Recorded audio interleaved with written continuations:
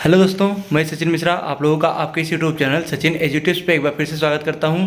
तो जैसा कि दोस्तों आप लोग जानते थे एसएससी यूटी 2023-24 का जो फॉर्म भरा जा रहा था उसके लिए आरटीआई लगा था। तो आरटीआई का रिप्लाई आ चुका है। कुल मिला के इस बार 47,45,501 फॉर्म डाले गए हैं, जो कि आप मान सकते हैं लगभग एक वैकेंसी के लिए 181 लोगों में फाइट रहेगा। तो फॉर्म इस बार पिछली बार की अपेक्षा उतना फॉर्म नहीं पड़ा है, और अभी जहाँ तक है 47 लाख फॉर्म पड़े हैं। तो इसमें से कुछ रिजेक्ट भी होंगे 2-3 लाख, या मान लीजिए और ज़्यादा।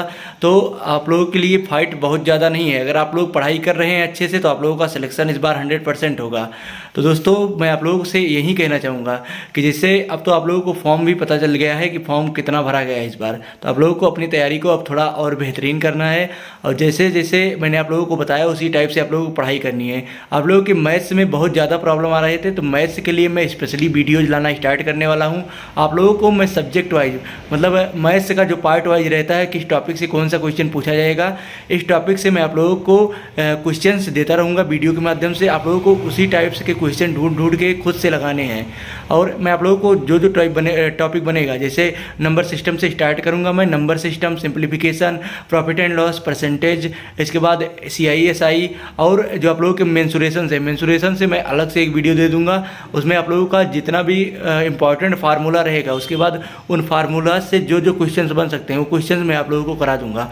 इसके बाद दोस्तों हिंदी के लिए आप लोगों को अब टारगेट बनाना है। आप लोगों को डेली कम से कम 5 पर्यायवाची याद करने हैं, डेली कम से कम 20 विलोम शब्द याद करने हैं। उसके बाद वाक्यांशों के लिए एक शब्द लगभग 10 याद करने हैं, मुहावरे डेली 10 याद करने हैं। तो मैं आप लोगों को जो जो बता रहा हूँ आप लोगों को उस टाइप से पढ़ने हैं।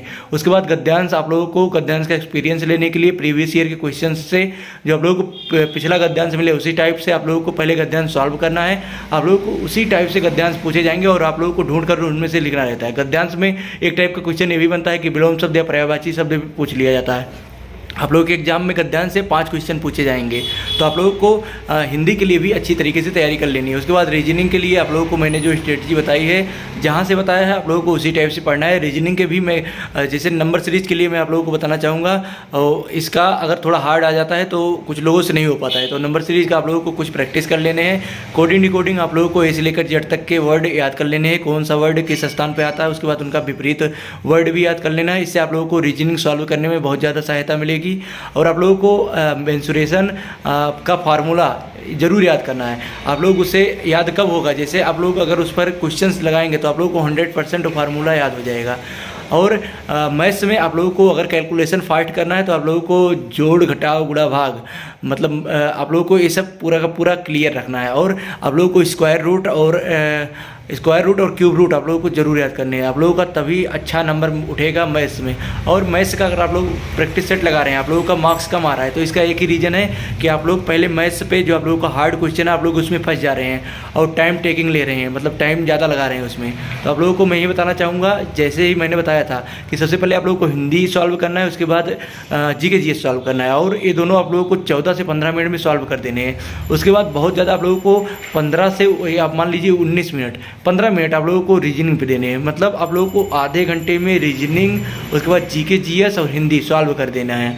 और अगर आप लोगों को इनमें से कोई क्वेश्चन नहीं आता है तो आप लोग उसे रिव्यू लगा के रख लीजिए। फिर मैथ्स का क्वेश्चन भी सॉल्व कीजिए। स्टार्टिंग में जो आप लोगों का क्वेश्चन फंसे उसे आप लोग रिव्यू लगा लीजिए।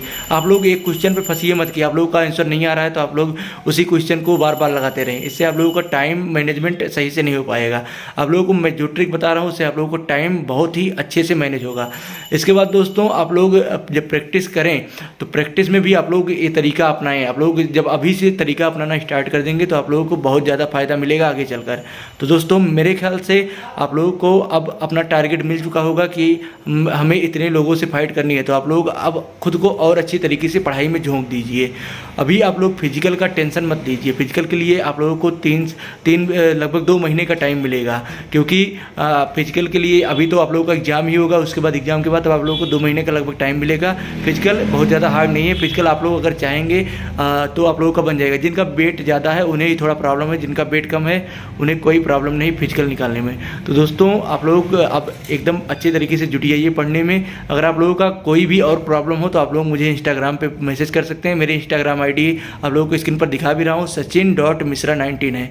उसके बाद दोस्तों टेलीग्राम ग्रुप आप लोगों को जरूर ज्वाइन कर लेना। उसके वहाँ से आप लोग PDF पाएंगे, जो मैं PDF आप लोगों को पढ़ाऊँगा या फिर जो भी मैं क्वेश्चंस आप लोगों को दूंगा या कोई नोट्स दूंगा तो आप लोगों को सब टेलीग्राम चैनल पर मिल जाएगा मेरे।